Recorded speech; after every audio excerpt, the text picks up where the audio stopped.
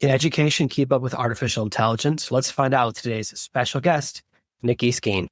Welcome to the Artificial Intelligence Podcast, where we make AI simple, practical, and accessible for small business owners and leaders. Forget the complicated tech talk or expensive consultants. This is where you'll learn how to implement AI strategies that are easy to understand and can make a big impact for your business. The Artificial Intelligence Podcast is brought to you by Fraction AIO, the trusted partner for AI digital transformation. At Fraction AIO, we help small and medium-sized businesses boost revenue by eliminating time-wasting, non-revenue generating tasks that frustrate your team. With our custom AI bots, tools, and automations, we make it easy to shift your team's focus to the tasks that matter most, driving growth and results. We guide you through a smooth, seamless transition to AI, ensuring you avoid costly mistakes and invest in the tools that truly deliver value. Don't get left behind. Let Fraction AIO help you stay ahead in today's AI-driven world. Learn more and get started at fractionaio.com. Niki, thank you so much for being here. This is a topic I'm very interested in because we see a lot of university programs now offering to teach artificial intelligence, but with how fast AI is changing, what was good 4 years ago is almost completely irrelevant now. If you were learning how to use ChatGPT 1.0 or 2.0, now we're so far beyond that with what tools can do. Is it possible for a university to even keep up with how fast AI is changing? I change tools almost every single month now. So I'm doing this program in Silicon Valley for 13 years where I bring people from anywhere in the world into these shapers who push the envelope in Silicon Valley. And one of the people, or some of the people we meet are in academia. There are about 80 universities in Silicon Valley. And of course, they're looking into this topic. And brands me a little to, there is technology and you're excited about technology and then you think you can do everything, but you don't have the mindset to be innovative. And I think that we shouldn't mistake that. AI is a category, AI is a technology, AI can do many things. But also at the same time, I think we're in a sandbox. So we should also behave like in the sandbox and learn this mindset of experimentation, and endorse things that might not work and see what we can do out of it. I've been running a challenge where the participants were supposed to start a product every day, launch a product every day from I had no idea in the morning to here's my working prototype in the evening. And the most difficult part for them was not to start a new product every day. It was to let go of an unfinished product at the evening. Right? And I think there's a lot that you need to understand, but not everyone wants to be a data scientist. Not everyone wants to be a coder or a programmer. Not everyone wants to learn code and Python. Everyone wants to play with no-code tools. But I think everyone in business should understand that this is technology that we should get acquainted with and learn and play with. I don't know if that makes sense. Yeah, I think that's exactly it. We have one end of the spectrum where you're like, make a product every day, start today, let go of it tomorrow. And with traditional university, you go to get a degree. Certainly when I went many years ago, you spend 4 years. At the end, there's this promise, if you have this degree, you'll get a job. And the idea of having a degree in artificial intelligence, exactly, like it's so broad. It's if I said I have a degree in computers, people go, what does that mean? It could be anything from computer repair to coding to maintaining servers. And part of the problem is that the definition of AI is so broad. There could be 10 different degrees in AI that have nothing to do with each other. So I think the second thing you brought up, which is really good, is this mindset of that it's about speed. And to me, the real value of AI is exactly like you said, is that you can go from idea to testing faster. So you shorten that cycle, which is probably my favorite feature of AI, is that you don't spend enough time to become emotionally invested, because that's usually where people get stuck on a bad idea or stuck with a startup that doesn't pivot. Well, I've been working on it for 6 months. If I change now, that means I wasted those 6 months. But if it's just 6 hours, it's easier to let go than if it's 6 months. So I do love that direction, but I'm really fascinated by the idea of education, how we can make it possible, because certainly my children, all of my children are under 12, and they're very aware of artificial intelligence, but how can we add it to a curriculum, whether it's in lower schools or in universities, in a way that it's useful and will stay relevant? What's interesting, one of the things I experienced is that typing used to be taught right on typewriters. Then they stopped teaching it for a while after me. I learned on computers, and then they go, oh, people aren't going to need this anymore. It's going to be all voice activated. So there's a group of people a little younger than me that don't know how to use a keyboard. And Fortunately, my kids are learning how to use the keyboard because he has my computer all the time, but it took them a while. They thought, my kids are like, isn't everything touchscreen? I'm like, no, touchscreen is not as fast if you're using or creating. It's very different. And in the same way, it's, are we going to let go of tools that we actually need, such as ways of inputting and communicating with devices?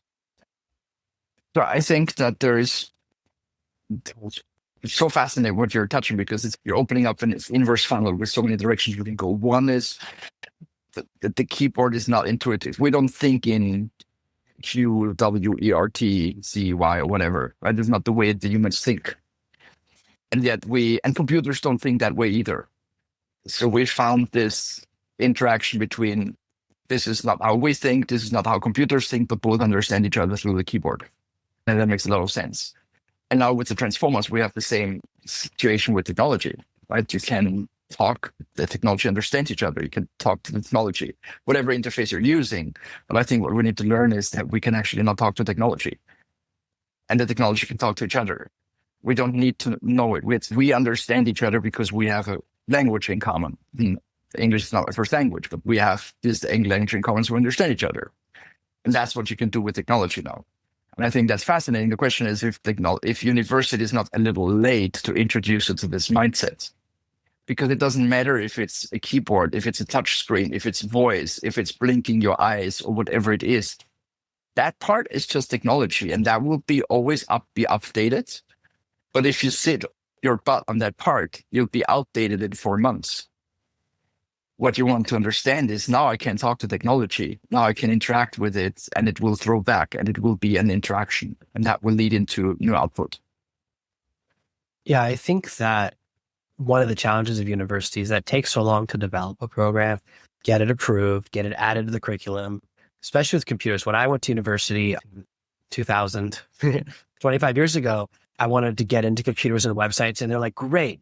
For the first month, we're going to build a random number generator. And I was like, what? This is not, they were like, it was so boring. It was my worst grade in all of college. I did so bad in it because they took my passion. They go, let's make it crazy boring. You're not going to learn how to build websites. You're not going to learn how to build video games. You're not going to learn how to do anything fun. You're just going to learn after we build a random number generator, then you're going to build your first clock. And it was like these really like 1970s cutting edge technologies. Like, yeah, 30 years ago, before that would have been amazing. So it was so far behind that I lost interest in it, which is amazing that now 20 years later, I'm back in. But that's one of the challenges of traditional education. And mastery as a user of AI or technologies, it doesn't take 4 years. Like that cycle now can be much shorter. You can do it with a 6-month program, a 12-month program easily. So I wonder if we're going to see a shift in the educational system, because they have to find a way to keep up, because now we're seeing suddenly the internet democratized entrepreneurship, right? Anyone can start a business now. You don't need a massive loan. There's a lot more opportunities. In the same way, I believe that artificial intelligence is also democratizing product development, whether it's building software, building a website, designing your logo, all these things that are part of building a business that are so hard. You say to a graphic designer, I want a logo, but I don't know what it'll look like until I see it. They go crazy, but AI will just keep working with you without getting frustrated. And every part of the process is like that. So it's really democratizing a lot of these technologies. One of the most interesting things for me, as you mentioned, English isn't your first language, is that there's always been, when you're hiring a writer, the first question is English your native language. With artificial intelligence, that barrier has disappeared because it fixes all the grammar, and now everything sounds natural, and it opens up this entire market. It's raising the floor for everyone. And I find that to be one of the most exciting areas, is that now anyone can access new markets, because these old barriers of language, of idiom usage and grammar have disappeared, because AI never misspells. AI never uses bad idiom. So there's a lot of these new opportunities. And I wonder how traditional education, or how we're going to see a shift in education, which has been the same in the West for so long. So you brought up a very interesting point. 20 years ago, you said you were really bored by coding this number generator, and everyone else in the class was on the same level. Today, when you're sitting in that class, some of them will think vibe coding is really cool.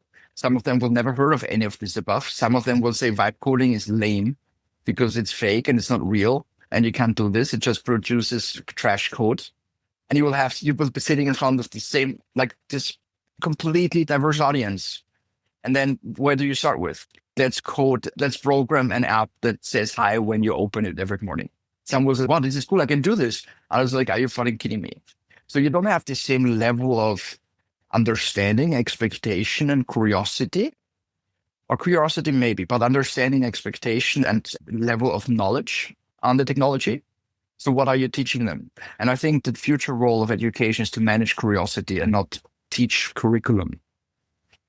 Because you come with a certain curiosity, and my job is to manage it. My job is to inform that curiosity with the aspects of physics, music, geography, geopolitics, whatever it is. There are thousands of aspects around that one thing that you're curious about it. Because when I inform your curiosity, you will make your own choices where to enrich that part and get to the next level. Whereas when I throw a rigid curriculum at you, there are elements where this is interesting. Then most of it is, really, do I have to learn it? I will never need it again. Someone you say, I hate this. And very little you say, this is what I'm here for. This is not very efficient. It's like you go to a conference, you go to a TED event, and there's one talk that you enjoy, but you heard 90 talks. Will you go next year again? You've gone into the other area that one of the biggest flaws, especially in American education, is that it's designed to crush your curiosity. Do it this way, don't do it that way, follow the rules, turn it in on time. And it's very structured. Now in university, they allow you a little more freedom, but there's still a lot of structure. It's like the best thing you learn at university is how to turn in your work on time. It's like the main skill you walk away from, right? They're really trying to teach you how to be an entry-level employee. There's not really, very few entrepreneurs go through university and then become entrepreneurs. Like you don't learn those skills of leadership, decision-making, curiosity. You mostly learn what's not possible rather than what's possible. And I think that's one of the great opportunities we have here where there's this forced shift in the educational world. We've seen it a couple of times with the introduction of cheap calculators in the 70s. They said, no one will understand math if you have calculators. And then there were graphing calculators. When I was in high school in the 90s, you had to have a TI-82. You had to have the specific graphing calculator to take the class.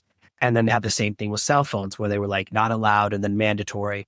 And they find ways to adapt to a technology the same way artificial intelligence will go from being banned in classrooms. Like right now, a lot of universities are switching back to paper tests because there's so much ChatGPT cheating. And it's like, there has to be a better way because that's not going to work. Because eventually you can have people in their glasses, in their contact lenses, something in their ear. What are you going to do? Put an EMP field around the room, put them in a Faraday cage. There has to be, we always find a way. We go first, it's cheating, then it's optional, then it's suggested, then it's mandatory in classrooms and at work. 25, 30 years ago, when you applied for a job, they would say internet skills a plus. The ability to email is a plus. Now it's so expected. If you go, I'm not really sure how to turn a computer. How do you send an email? No one would hire you. It's such an expectation. I think that will happen with AI. And I just wonder if what we're seeing universities do right now is they're trying to do trendy things, which is have a course in ChatGPT or have a course in artificial intelligence. But often the students are further ahead than the teacher because it's such a new technology. And they grew up on Word Perfect. They grew up on black and white screens. I certainly did. My first computer had black and white screen. So I wonder really, especially for me, even thinking as a father and thinking about how I can prepare my kids for the world, what is a way to maintain that curiosity? Because so much of education is in the opposite direction of don't do it any way other than the way we say you have to do it. How can we still encourage that curiosity? The question is, where do you start? School is and universities pressing against trends. So they go backwards. They see something and then react. In your process of shaping your character, where do you start thinking in tomorrow versus thinking and reacting to yesterday? And at what stage do you think you're ready to think in tomorrow? Because when you're born, you're really good at thinking tomorrow, right? You don't have a yesterday. And then every day you have 1+1. Like every day you have one more yesterday. But if you don't, you only think what's next. And then there's this stage where there is, okay, this is what you have to learn. And this is what you have to learn. Institutions always fight against something that's already here. And I think that China is, I just read this today or yesterday, introducing AI 8 hours in the high school already. The high school already, 8 hours of AI every week. And I think it's not the job for university. Do the university catch up to what high school didn't do because the technology wasn't around? Maybe. I don't know if that's something that the people will not figure out on themselves. As I said before, like the students know a lot better than the curriculum because it took too long to develop the curriculum, whilst the technology was already evolving at exponential pace. So I'm not sure if It's not way earlier in thinking in this forward mindset. One of the challenges when you have a technology is that people lose the ability to live without it. You suddenly become dependent on it. Most people now don't know how to read a map. We all hear about the person who followed a GPS and drove off a bridge or drove off a cliff. And then as soon as the power goes out or the GPS goes out, they don't know how to find their way around. They use the GPS to find their classrooms, use the GPS to find their way home. And again, I'm just that generation. I'm sure that people 10 or 20 years older than me, there's different technologies they feel the same way about. Like I grew up, I used to have a map in the backseat of my car. So I learned map reading when I was in Cub Scouts. Like it was an important skill. I know how to use a compass. And while there's this fear that we'll become so dependent on ChatGPT, we can't do independent thought, that we rely on the source that's an unreliable resource, just like Wikipedia. We've already seen that people overly trust this tool. They go, AI wouldn't lie to me. And it's like, we see it all the time. AI is very easy to trick. We see it happen pretty much every day on Twitter. We've seen it happen with ChatGPT. We've seen it happen with Gemini, with all of them. It's only as good as the person who trained or the data trained on. And internet's full of lies. Internet's 80% people's just saying stuff that they want to see what they get a reaction to. So the one worry, and I think this is legitimate, is that if we learn to trust it without the verification process, that's where it gets dangerous. That's where people end up in trouble, where they publish stuff they haven't read, where they don't develop the critical thinking skill to go, this is a resource, but it's not the answer to all my questions. How can we maintain that critical skill of seeing it as a tool, but not replacing like thought? So I love that you're bringing this up, because I guess our parents were really good at reading the map because they didn't have GPS, so they had the huge maps in the car. I think they were not really good at reading the sun, because that's a skill they lost once they invented the map. So now we have the GPS, we can't read the map anymore. But when you read the map, you learn new things. When you read GPS, you learn new things. A friend of mine said, we've lost the art of getting lost. We always want to know where we are right now. Maybe we have to get lost intentionally because we have the backup of the GPS that runs us back to learn something. If we have ChatGPT that gives us one answer instead of 12 million like Google does, maybe we have to learn to prompt GPT to give me 3 controversial answers so I can still make an educated choice. So I think it's just easier to learn new things with the technology is advancing. But if we don't learn new things and we just lose the previous skill, then we get lazy. And technology is amplified. It makes lazy people lazier, and it makes ambitious people more productive. I think you're onto something very interesting there, which is like, we've lost that window of time where you don't know the answer to something. It used to be, if you can't remember the actor for a movie, you have to go to the video store and look on the back of the tape to figure out who it is. Now with Google, we lost that wonder. You can search and find the answer to anything in a few seconds. And so all these arguments you used to have, when I was in high school, we used to play this game called 6 Degrees of Kevin Bacon. And you try to figure out and name an actor and 6 movies in between them and a movie that Kevin Bacon was in. That game is gone because it's just, you can just look up the answer. So I do like we're talking about this idea of curiosity or wonder, and we don't have the period of curiosity anymore because you know the answer. Like right now, my son is learning magic. He's really into magic and getting lessons from this amazing magician. It's really exciting. And anyone can look up the answers to his tricks online. And he's always trying to tell me, I'm like, don't tell me how it's done. I don't want to lose the sense of wonder. I always want to be surprised. I think we all know they're not really a wizard, right? But we love that sense of wonder. And so I don't want to lose that. And he's trying to learn. The part he struggles with is the chatting part. He's like, I'm about to do this and this will happen. I'm like, don't do that. You have to create a sense of wonder, the pattern. That's really challenging. He can do the tricks really well, but that's like his next challenge is the public performance part. And I think that this is that critical element of how do we maintain that sense of wonder when we're so reliant on a technology and then we don't know what to do without it. And it's like, I learned how to do math by hand before using a calculator. I don't think they teach handwriting anymore, like cursive. Like I had to learn cursive when I was in school. I read something cursive the other day. My kids were like, I can't read that. And it might be because it was my son who's 6 and so he's not there yet. But I was like, oh my gosh, this was like when I was in school, this was a really big deal. Like, this is the only way to write fast. Like, now that I think about how many like long papers I've written by hand, that probably doesn't exist anymore. Maybe now it's back because they're making people do tests by hand again because of AI. So it is this interesting period of how do we maintain a sense of wonder while still using these tools? And that's like my challenge as a father. I'm like trying to introduce my kids to artificial intelligence tools, but not so much that they use them to cheat on their homework and rely on them, because yeah, you can get the homework right, but then you fail the test. You need to actually have some skills. I think you put it right when you said me as a father. Wonderful Decay just published this book, Raising AI, where he said, we're the parents of AI. And do we, do we do good parenting right now? And he asked this question, discusses this question. And that makes a lot of sense. At the same time, we are still raising our human children. Do we good parenting if we put them in front of a screen just because we're lazy to entertain them and play with their curiosity and put them something in the hand and make them grab it and make them touch it, as opposed to just putting them behind a screen where everything is moving and the kid doesn't have to do anything? I think that education, yes, university, high school, yes. But if we fail very on with educating our children right now that this technology should not make you lazy, it gives you just superhuman skills and augments what you can do, but you still have to be curious. You still have to touch. You still have to write. We had in Europe, there's Courant, which is how the books were written in the early 20th century. No one can read this anymore. We had the Handbook of Useless Knowledge as things, and you can talk about things that don't make any sense, but it's a fun thing to talk about these things. Good conversation starters, whatever. Conversational agility is all based in these skills that you lose if you play your life in a 10 seconds video before you can't even wait 10 seconds before you keep on scrolling to the next video. Everything is delivered to you like this. And that makes it very convenient for parenting. It makes it very easy for bad parenting. So I think parents are asked more than ever to spend a lot of time. It's actually more than ever a job being a mother or a father. Yeah, it's definitely our biggest challenge is like controlling what comes in the house. They always want to play on their screens. All their friends have phones. None of my kids have phones.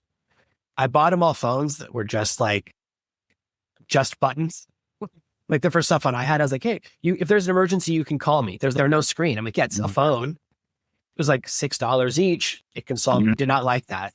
I said, because they all go, why should I buy a phone? Oh, because I'll call you and mommy all the time. Okay, great. I'll buy you one of those. No, they just want to play games and watch TikTok. And the problem is it is so easy. And that if you don't create systems and rules, your kids will fall into that. Like I certainly was raised by television and video games, which did not turn out well. So I have to constantly monitor my kids. And now there are so many things exacting vying for attention that will shorten your attention span, that kind of take away your ability to be creative. Like getting your kids, they can't believe that I read. Like, why read when you can watch a movie or play a video game? Like, I do both. I like all these things, but we're just seeing such an acceleration now of technologies that it's like, I want my kids to have the ability to use these tools, but also know when to use them and when not to use them.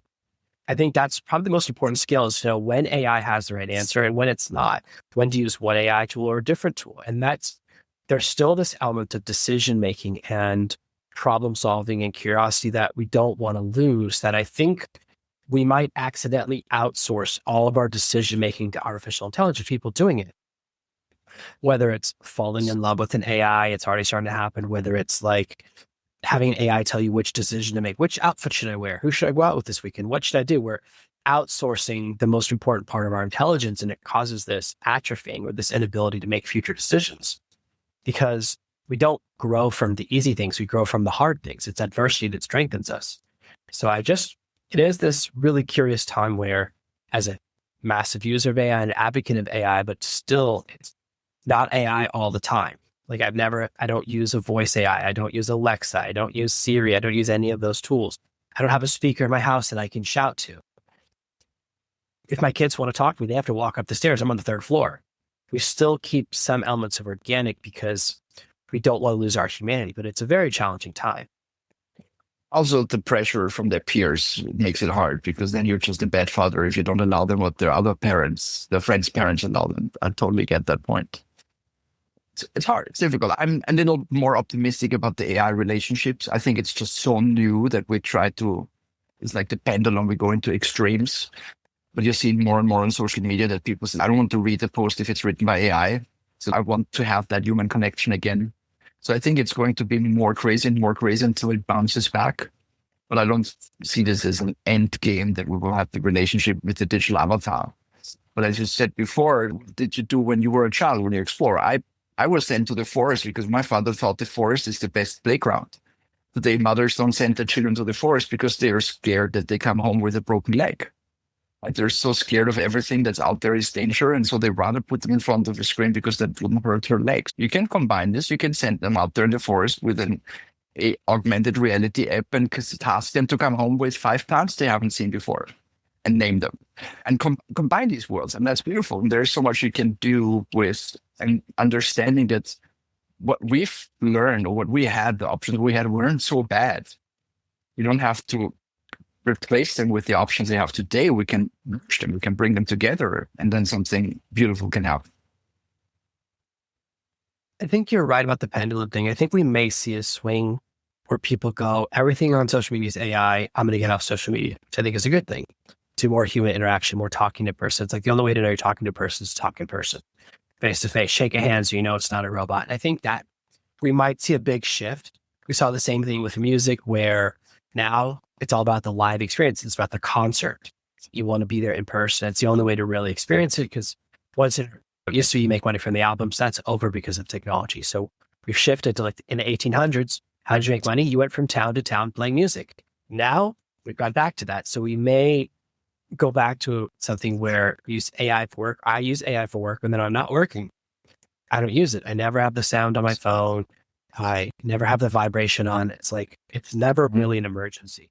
We have this idea that like a cell phone used to be if there's an emergency, right? But when you ever have an emergency, your cell phone's out of battery, there's no signal. Like I've been lost in the woods, run out of gas, and then I look at my cell phone, no signal. Like that has happened to me. So it's like the one thing you say is for, it's never really there in that emergency. And I think that we are hopefully going to see education start to figure out because they have no choice. Just like they had no choice to figure out about calculators and cell phones. So this would be that next iteration. For people who want to learn more about what you're doing, hear more about the way you're approaching education, some of the projects you're doing in Silicon Valley, where can they find you online, Niki, and see the cool things that you're doing? So you can go to IACY, the innovation agency, where the idea is that you have certain belief systems, something you're confident at. And I want to take that confidence and give you a new one, an updated one. I want to challenge that belief system. I want to challenge the way of seeing things because there's a different way of seeing things. Like when I ask you, why do cars have brakes? You will probably answer because the car needs to stop. When I tell you brakes allow us to go faster, you will never start the device if there wouldn't be something embedded in the device that make you stop again. This rewiring your brain, seeing things from a different perspective is something that I enjoy doing. I enjoy doing this by facilitating conversations, which I do in Silicon Valley, in New York, and other innovation hubs, but also by one-on-one and challenges and workshops and group trainings, where it's all about this idea of not understanding technology, but making people want this. Because I think if I'm a leader and if I make my team want that change, I can go a lot further than if I'm a leader and my team trusts me that we need that. And this intrinsic motivation of get things done is higher than the belief system of we probably have to get this done to survive, which is fear-based. I think that's amazing. I think that some of the stuff you're doing is really cool. So I want to have you on the show today. I'm going to put the links below the video and in the show notes. Thank you so much for being here for an amazing episode of the Artificial Intelligence Podcast. Thank you for listening to this week's episode of the Artificial Intelligence Podcast. Make sure to subscribe so you never miss another episode. We'll be back next Monday with more tips and strategies on how to leverage AI to grow your business and achieve better results. In the meantime, if you're curious about how AI can boost your business's revenue, head over to artificialintelligencepod.com/calculator. Use our AI revenue calculator to discover the potential impact AI can have on your bottom line. It's quick, easy, and might just change the way you think about your business. While you're there, catch up on past episodes, leave a review, and check out our socials.